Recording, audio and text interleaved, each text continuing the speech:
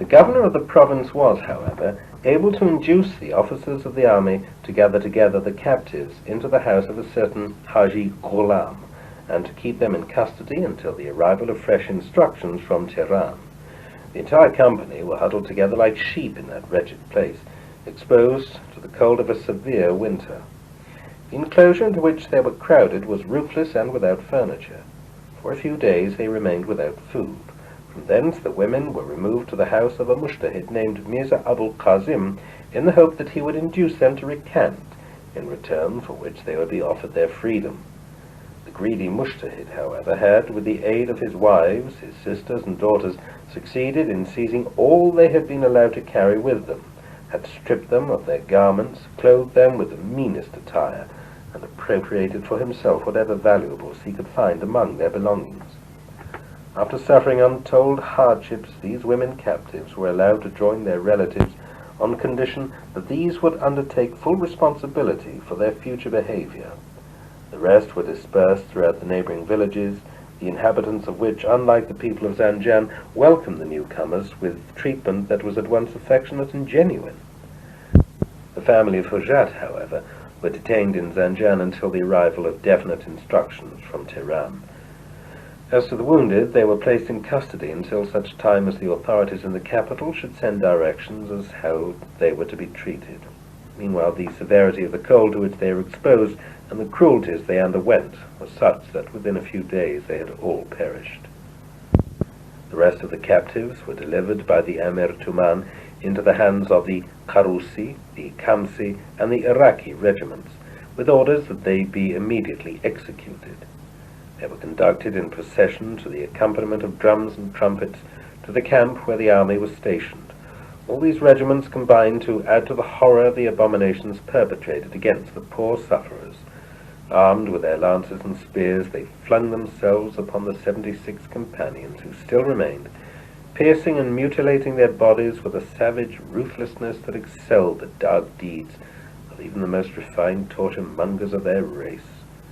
The spirit of revenge which that day dominated those barbarous men passed all bounds.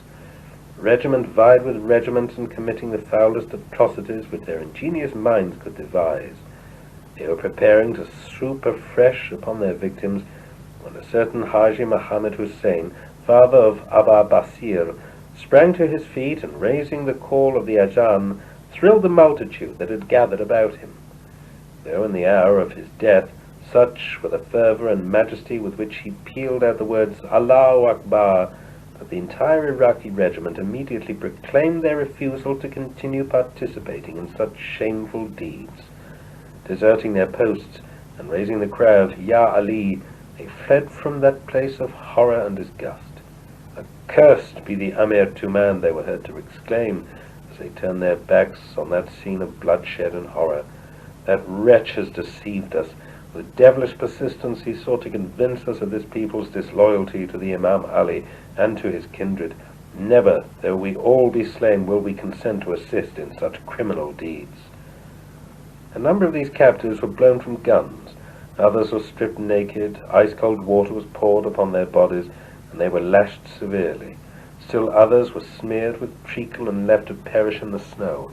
Despite the shame and cruelties they were made to suffer, not one of these captives was known either to recant or to utter one angry word against his persecutors. Not even a whisper of discontent escaped their lips, nor did their countenances betray a shadow of regret or grief. No amount of adversity could succeed in darkening the light that shone in those faces. No words, however insulting, could disturb the serenity of their expressions. No sooner had the persecutors finished their work than they began to seek for the body of Hujat, the place of whose burial the companions had carefully concealed. Most inhuman tortures had proved powerless to induce them to disclose the identity of that spot.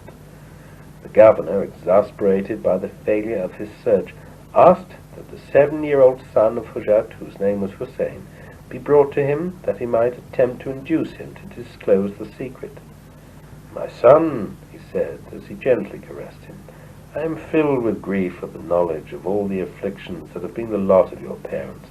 Not I, but the mujtahids of Zanjan should be held responsible for the abominations that have been committed. I am now willing to accord the remains of your father a befitting burial, and wish to atone for the shameful deeds that have been perpetrated against him." By his gentle insinuations he succeeded in getting the child to reveal the secret, and thereupon he sent his men to fetch the body. No sooner had the object of his desire been delivered into his hands, and he ordered that it be dragged with a rope to the sound of drums and trumpets through the streets of Zanjan. For 3 days and 3 nights unspeakable injuries were heaped upon the body, which lay exposed to the eyes of the people in the Maidan. On the 3rd night it was reported that a number of horsemen had succeeded in carrying away the remnants of the corpse to a place of safety in the direction of Qazvin. As to Hujat's kinsmen, orders were received from Tehran to conduct them to Shiraz and to deliver them into the hands of the governor. There they languished in poverty and misery. Whatever possessions still remained to them the governor seized for himself, and condemned the victims of his rapacity to seek shelter in a ruined and dilapidated house. Hujat's youngest son, Mihdi, died of the privations he and his family were made to suffer, and was buried in the very midst of the ruins that had served as his shelter. I was privileged, 9 years after the termination of that memorable struggle, to visit Zanjan, and witness the scene of those terrible butcheries. I beheld with grief and horror the ruins of the fort of Ali Mardan Khan, and trod the ground that had been saturated with the blood of its immortal defenders. I could discern on its gates and walls traces of the carnage that marked its surrender to the enemy, and could discover upon the very stones that had served as barricades stains of the blood that had been so profusely shed in that neighborhood. As to the number of those who fell in the course of these encounters, no accurate estimate has as yet been made. So numerous were those who participated in that struggle, and so prolonged the siege which they withstood, that to ascertain their names and number would be a task that I would hesitate to undertake. A tentative list of such names, which readers might do well to consult, has been prepared by Ismullahul Mim and Ismullahul Asad.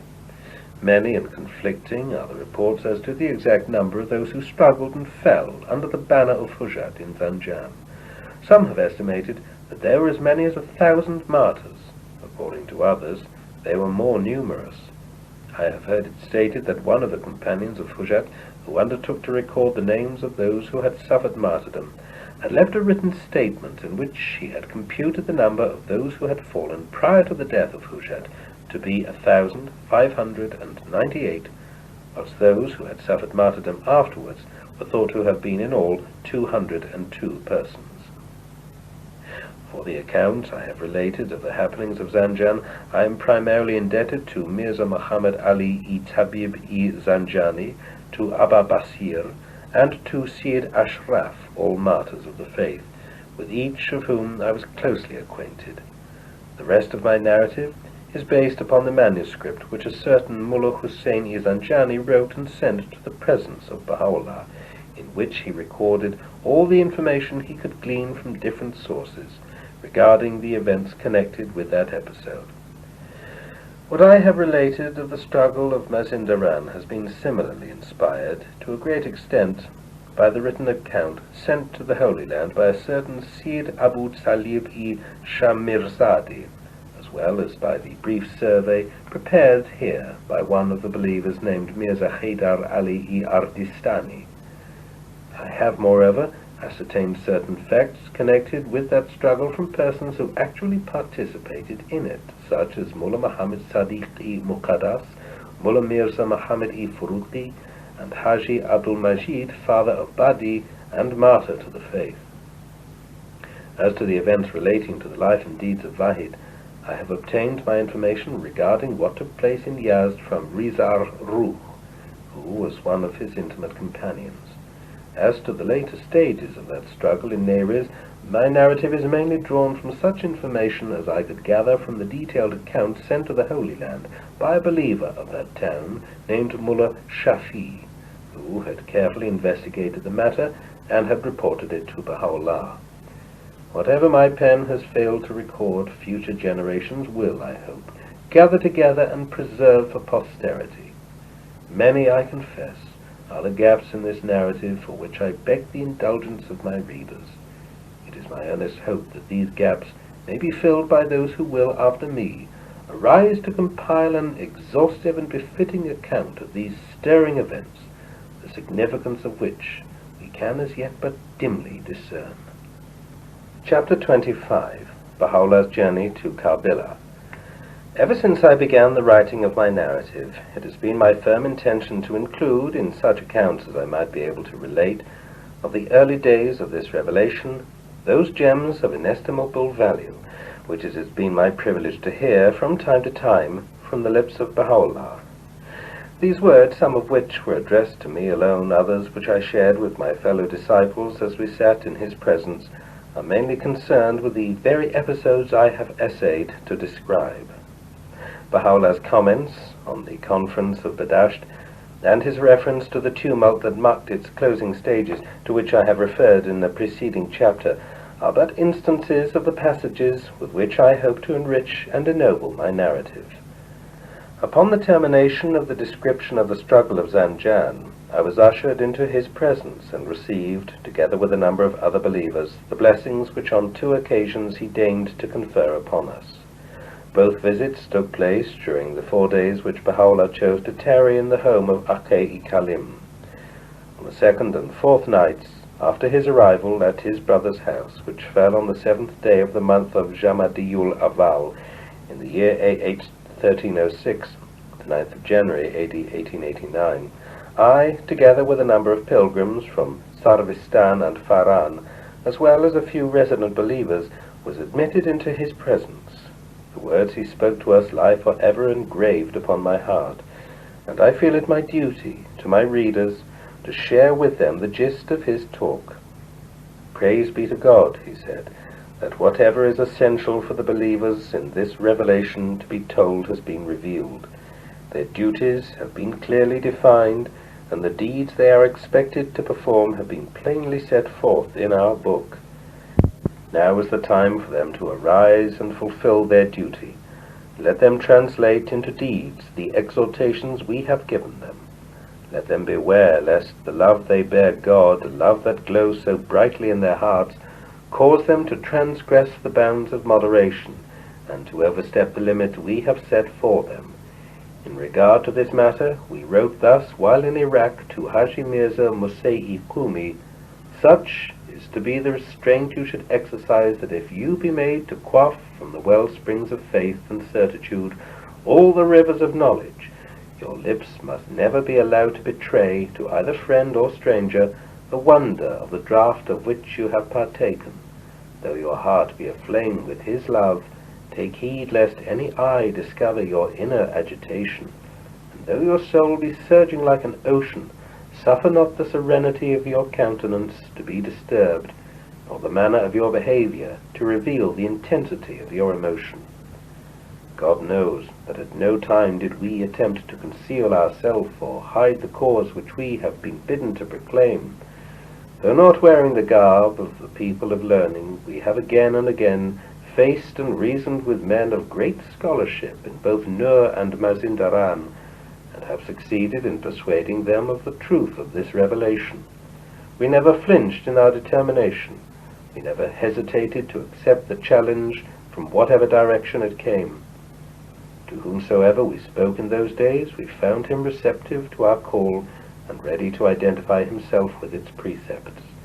But for the shameful behavior of the people of Bayan, who sullied by their deeds the work we had accomplished, Nur and Mazindaran would have been entirely won to this cause, and would have been accounted by this time among its leading strongholds. At a time when the forces of Prince Mihdi Kuli Mirza had besieged the fort of Tabasi, we resolved to depart from Nur and lend our assistance to its heroic defenders. We had intended to send Abdul Wahab, one of our companions, in advance of us, and to request him to announce our approach to the besieged. Though encompassed by the forces of the enemy, we had decided to throw in our lot with those steadfast companions and to risk the dangers with which they were confronted. This, however, was not to be. The hand of omnipotence spared us from their fate, and preserved us for the work we were destined to accomplish. In pursuance of God's inscrutable wisdom, the intention we had formed was, before our arrival at the fort, communicated by certain inhabitants of Nur to Mirza Taqi, the governor of Amul, who sent his men to intercept us. While we were resting and taking our tea, we found ourselves suddenly surrounded by a number of horsemen, who seized our belongings and captured our steeds. We were given, in exchange for our own horse, a poorly saddled animal, which we found it extremely uncomfortable to ride. The rest of our companions were conducted handcuffed to Amul. Mirza Taqi succeeded, in spite of the tumult our arrival had raised, and in face of the opposition of the ulamas, in releasing us from their grasp and in conducting us to his house. He extended us the warmest hospitality. Occasionally he yielded to the pressure which the ulamas were continuously bringing to bear upon him, and felt himself powerless to defeat their attempts to harm us. We were still in his house when the Sadar, who had joined the army in Mazindaran, returned to Amul. No sooner was he informed of the indignities we had suffered than he rebuked Mirza Taqi for the weakness he had shown in protecting us from our enemies. Of what importance, he indignantly demanded, are the denunciations of this ignorant people? Why is it that you have allowed yourself to be swayed by their clamour? You should have been satisfied with preventing the party from reaching their destination, and instead of detaining them in this house, you should have arranged for their safe and immediate return to Tehran. Whilst in Sari, we were again exposed to the insults of the people. Though the notables of that town were for the most part our friends, and had on several occasions met us in Tehran, no sooner had the townspeople recognized us as we walked with Qudus in the streets, and they began to hurl their invectives at us.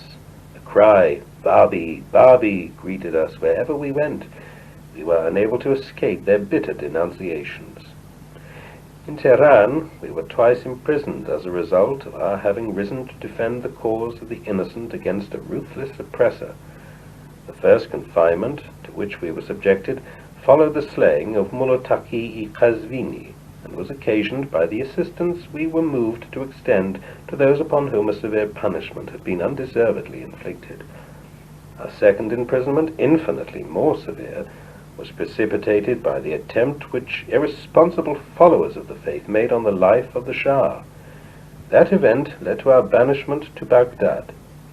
Soon after our arrival, we betook ourselves to the mountains of Kurdistan, where we led for a time a life of complete solitude.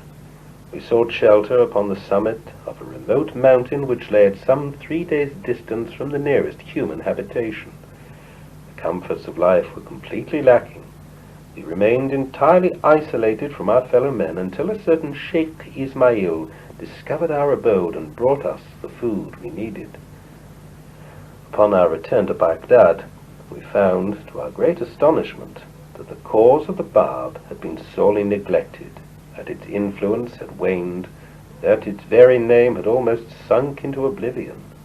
We arose to revive his cause and to save it from decay and corruption. At the time when fear and perplexity had taken fast hold of our companions, we reasserted with fearlessness and determination its essential verities, and summoned all those who had become lukewarm to espouse with enthusiasm the faith they had so grievously neglected. We sent forth our appeal to the peoples of the world, and invited them to fix their gaze upon the light of his revelation. After our departure from Adrianople, a discussion arose among the government officials in Constantinople as to whether we and our companions should not be thrown into the sea. A report of such a discussion reached Persia, and gave rise to a rumor that we had actually suffered that fate. In Khorasan particularly, our friends were greatly perturbed. Mirza Ahmad-i Ashgandi, as soon as he was informed of this news, was reported to have asserted that under no circumstances could he credit such a rumor. The revelation of the Bab, he said, must, if this be true, be regarded as utterly devoid of foundation. The news of our safe arrival in the prison city of Akka rejoiced the hearts of our friends, deepened the admiration of the believers of Khorasan for the faith of Mirza Ahmad, and increased their confidence in him. From our most great prison, we were moved to address to the several rulers and crowned heads of the world epistles in which we summoned them to arise and embrace the cause of God. For the Shah of Persia we sent our messenger Badi, into whose hands we entrusted the tablet. It was he who raised it aloft before the eyes of the multitude, and with uplifted voice appealed to his sovereign to heed the words that tablet contained. The rest of the epistles likewise reached their destination. To the tablet we addressed to the Emperor of France, an answer was received from his minister, the original of which is now in the possession of the most great branch, Abdul-Baha. To him we addressed these words: "Bid the high priest, O monarch of France, to cease ringing his bells, for lo, the most great bell, which the hands of the will of the Lord thy God are ringing, is made manifest in the person of his chosen one." The epistle we addressed to the Tsar of Russia alone failed to reach its destination. Other tablets, however, have reached him, and that epistle will eventually be delivered into his hands. Be thankful to God for having enabled you to recognize his cause. Whoever has received this blessing must, prior to his acceptance, have performed some deed which, though he himself was unaware of its character, was ordained by God as a means whereby he has been guided to find and embrace the truth. As to those who have remained deprived of such a blessing, their acts alone have hindered them from recognizing the truth of this revelation. We cherish the hope that you, who have attained to this light, will exert your utmost to banish the darkness of superstition and unbelief from the midst of the people. May your deeds proclaim your faith, and enable you to lead the erring into the paths of eternal salvation.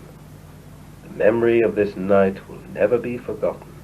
May it never be effaced by the passage of time, and may its mention linger forever on the lips of men.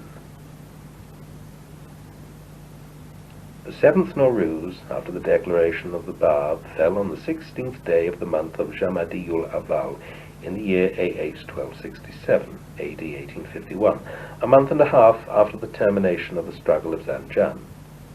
That same year, towards the end of spring, in the early days of the month of Shaban, the 1st to the 30th of June, AD 1851, Baha'u'llah left the capital for Karbala. I was at that time dwelling in Kermanshah, in the company of Mirza Ahmad, the Bab's amanuensis, who had been ordered by Baha'u'llah to collect and transcribe all the sacred writings, the originals of which were for the most part in his possession. I was in Zarand, in the home of my father, when the 7 martyrs of Tehran met their cruel fate. I subsequently succeeded in leaving for Qum, under the pretext of desiring to visit the shrine. Unable to find Mirza Ahmad, whom I wished to meet, I left for Kashan on the advice of Haji Mirza Musei Kuni, who informed me that the only person who could enlighten me as to the whereabouts of Mirza Ahmad was Azim, who was then living in Kashan. With him I again returned to Qum, where I was introduced to a certain Sayyid Abul Qasim-i Alaki Band-i Isfahani, who had previously accompanied Mirza Ahmad on his journey to Kermanshah. Azim instructed him to conduct me to the gate of the city, where he was to inform me of the place where Mirza Ahmad was residing, and to arrange for my departure for Hamadan. Sayyid Abul Qasim, in turn, referred me to Mirza Muhammad Ali Tabib-i Zanjani, whom he said I was sure to find in Hamadan, and who would direct me to the place where I could meet Mirza Ahmad.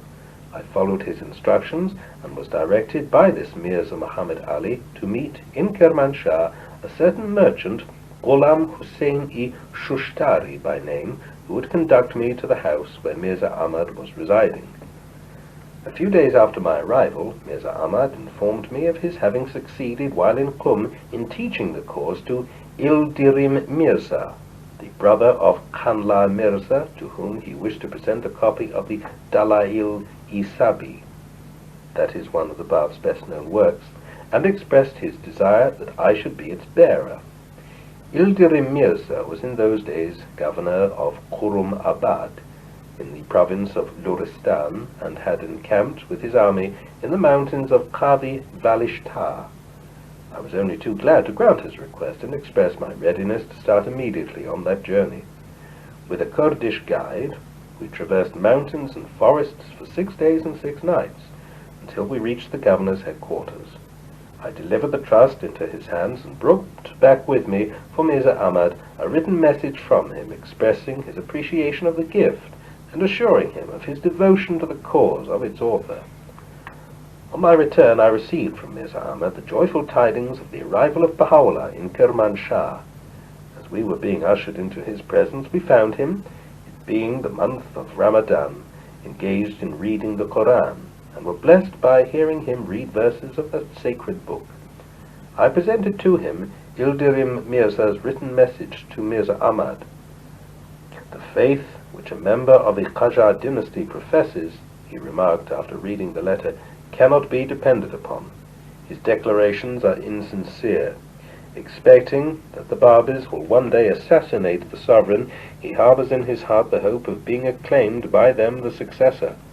The love he professes for the Bab is actuated by that motive.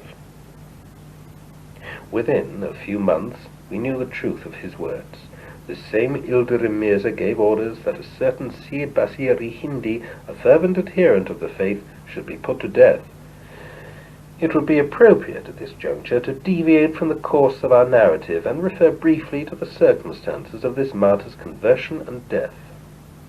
Among the disciples whom the Bab had instructed, in the early days of his mission, to disperse and teach his cause, was a certain Sheikh Sayyid-i Hindi, one of the letters of the living, who had been directed by his master to journey throughout India and proclaim to its people the precepts of his revelation. Sheikh Sayyid, in the course of his travels, visited the town of Multan, where he met this Syed Basir, who, though blind, was able to perceive immediately with his inner eye the significance of the message Sheikh Sayyid had brought him. The vast learning he had acquired, far from hindering him from appreciating the value of the cause to which he was summoned, enabled him to grasp its meaning and understand the greatness of its power.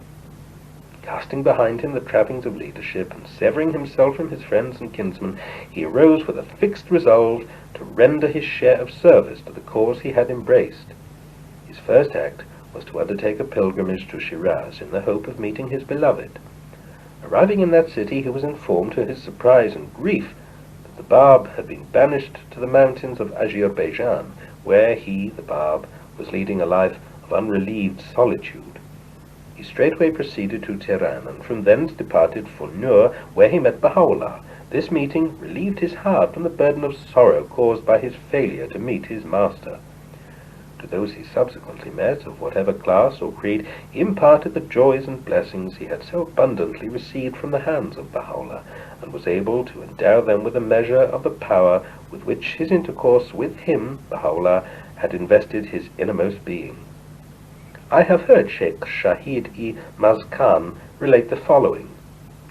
I was privileged to meet Syed Basir at the height of summer during his passage through Kamsar, whither the leading men of Kashan go to escape the heat of that town.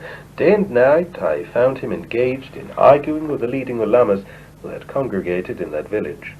With ability and insight, he discussed with them the subtleties of their faith, expounded without fear or reservation the fundamental teachings of the cause, and absolutely confuted their arguments. No one, however great his learning and experience, was able to reject the evidences he set forth in support of his claims. Such were his insight and his knowledge of the teachings and ordinances of Islam, that his adversaries conceived him to be a sorcerer, whose baneful influence they feared would ere long rob them of their position. I have similarly heard Mullah Ibrahim, surnamed Mullah Bashi, who was martyred in Sultanabad, thus recount his impression of Syed Basir. Towards the end of his life, Syed Basir passed through Sultanabad, where I was able to meet him. He was continually associated with the leading ulamas. No one could surpass his knowledge of the Quran and his mastery of the traditions ascribed to Muhammad. He displayed an understanding which made him the terror of his adversaries. Often would his opponents question the accuracy of his quotations, or reject the existence of the tradition which he produced in support of his contention. With unerring exactitude, he would establish the truth of his argument by his reference to the text of the Usul-i Kafi and the Biharul Anvar. The footnote here says the compilation of Mohammedan traditions, from which he would instantly bring out the particular tradition demonstrating the truth of his words. He stood unrivaled alike in the fluency of his argument and the facility with which he brought out the most incontrovertible proofs in support of his theme. From Sultan Abad, Syed Basir proceeded to Luristan, where he visited the camp of Ildirim Mirza, and was received with marked respect and consideration. In the course of his conversation with him one day, the Syed, who was a man of great courage, referred to Muhammad Shah in terms that aroused the fierce anger of Ildirim Mirza. He was furious at the tone and vehemence of his remarks, and ordered that his tongue be pulled out through the back of his neck. The Syed endured this cruel torture with amazing fortitude, but succumbed to the pain which his oppressor had mercilessly inflicted upon him. The same week, a letter in which Ildirim Mirza had abused his brother, Khanla Mirza, was discovered by the latter, who immediately obtained the consent of his sovereign to treat him in whatever way he pleased.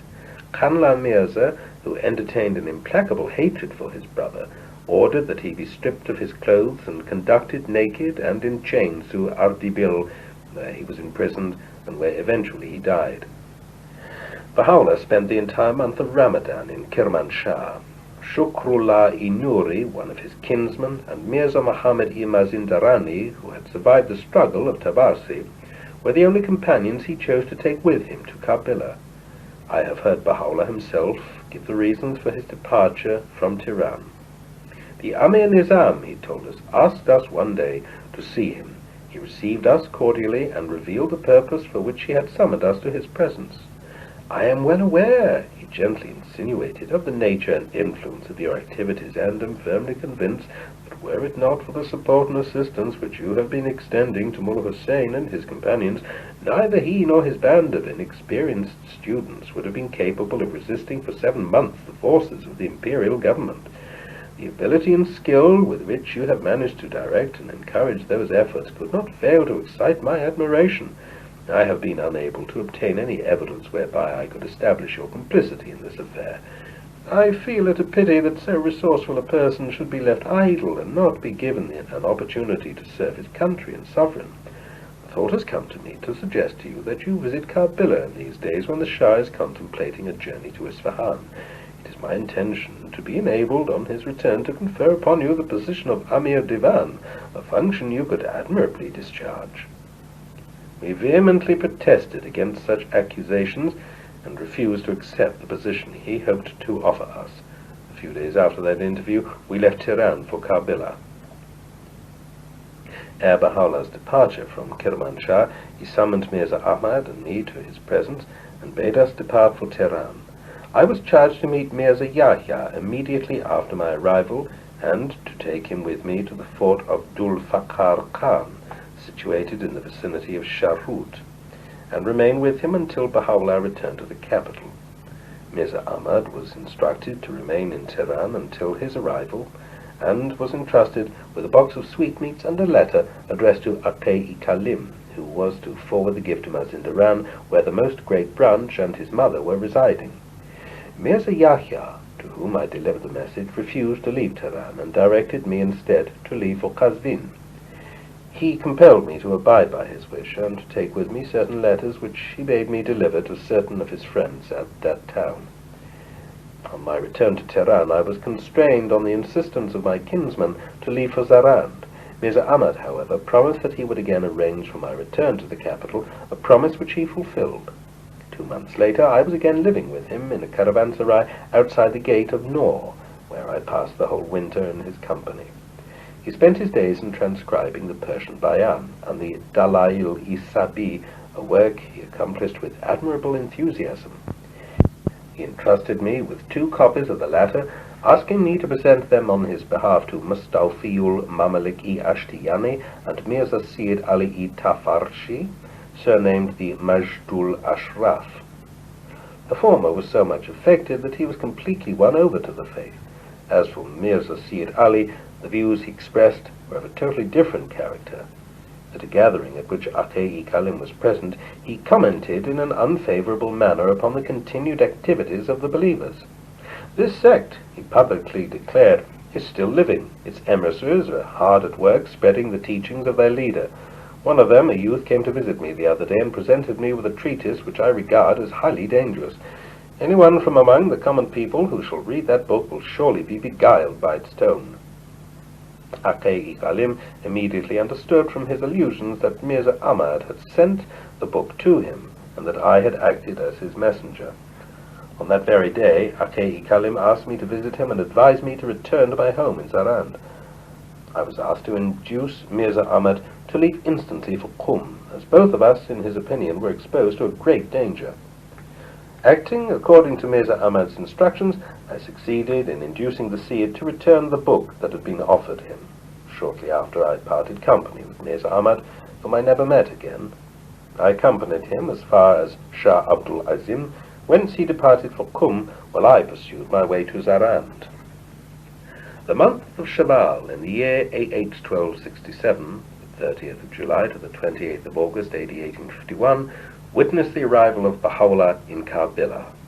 On his way to that holy city, he tarried a few days in Baghdad, that place which he was soon to visit again, and where his cause was destined to mature and unfold itself to the world. When he arrived at Karbala, he found that a number of its leading residents, among whom were Sheikh Sultan and Haji Sayyid Javad, had fallen victims to the pernicious influence of a certain Sayyid-i-Uluv, and had declared themselves his supporters. They were immersed in superstitions and believed their leader to be the very incarnation of the divine spirit. Sheikh Sultan ranked among his most fervent disciples and regarded himself next to his master as the foremost leader of his countrymen.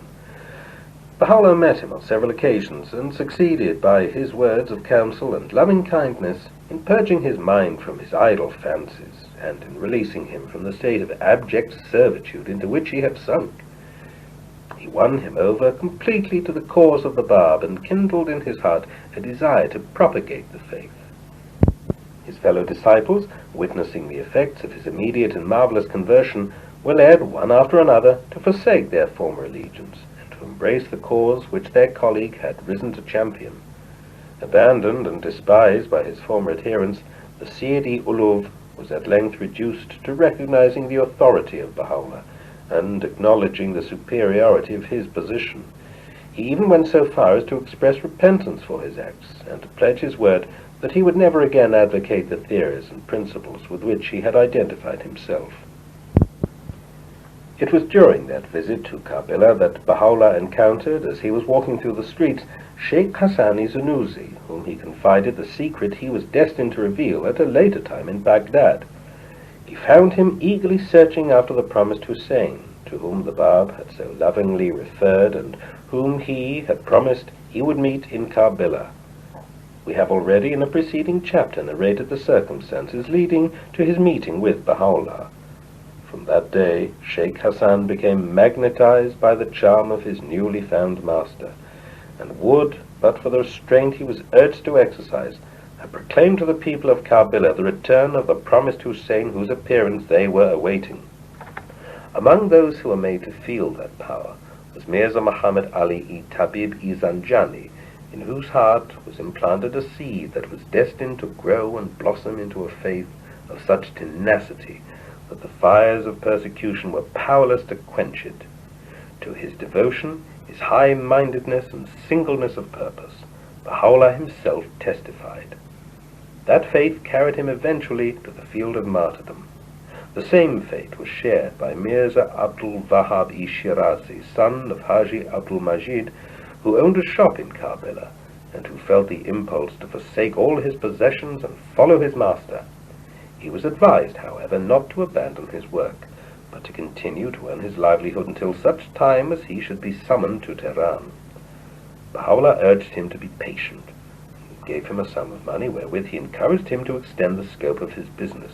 Unable to concentrate his attention upon his trade, Mirza Abdul Wahab hastened to Tehran, where he remained until he was thrown into the dungeon in which his master was confined, and there suffered martyrdom for his sake.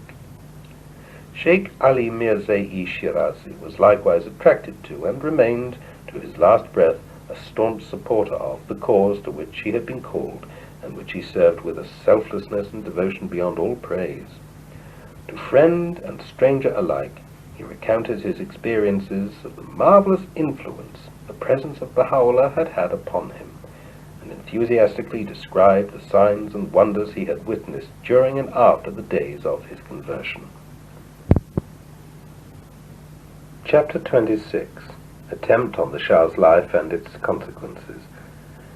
The 8th Nowruz after the declaration of the Bab, which fell on the 27th day of the month of Jamadiul Aval in the year A.H. 1268, A.D. 1852, found Baha'u'llah still in Iraq, engaged in spreading the teachings and making firm the foundations of the new revelation. Displaying an enthusiasm and ability that recalled his activities in the early days of the movement in Nur and Mazindaran, he continued to devote himself to the task of reviving the energies, of organizing the forces, and of directing the efforts of the Bab's scattered companions. He was the sole light amidst the darkness that encompassed the bewildered disciples who had witnessed on the one hand the cruel martyrdom of their beloved leader, and on the other the tragic fate of their companions. He alone was able to inspire them with the needful courage and fortitude to endure the many afflictions that had been heaped upon them. He alone was capable of preparing them for the burden of the task they were destined to bear, and of inuring them to brave the storm and perils they soon were to face. In the course of the spring of that year, Mirza Taqi Khan, the Amir Nizam, the Grand Vizier of Naziruddin Shah, who had been guilty of such infamous outrages against the Bab and his companions, met his death in a public bath in Fin, near Kashan, having miserably failed to stay the onrush of the faith he had striven so desperately to crush. His own fame and honor were destined eventually to perish with his death, and not the influence of the life he had sought to extinguish. During the 3 years when he held the post of Grand Vizier of Persia, his ministry was stained with deeds of blackest infamy. What atrocities did not his hands commit, as they were stretched forth to tear down the fabric the Bab had raised? To what treacherous measures did he not resort in his impotent rage in order to sap the vitality of a cause which he feared and hated? The first year of his administration was marked by the ferocious onslaught of the imperial army of Naziruddin Shah against the defenders of the fort of Tabasi. With what ruthlessness he conducted the campaign of repression against those innocent upholders of the faith of God. What fury and eloquence he displayed in pleading for the extermination of the lives of Qudus, of Mullah Hussein, and of 313 of the best and noblest of his countrymen. The second year of his ministry found him battling with savage determination to extirpate the faith in the capital. It was he who authorized and encouraged the capture of the believers who resided in that city, and who ordered the execution of the 7 martyrs of Tehran. It was he who unchained the offensive against Wahid and his companions, who inspired that campaign of revenge which animated their persecutors, and who instigated them to commit the abominations with which that episode will forever remain associated.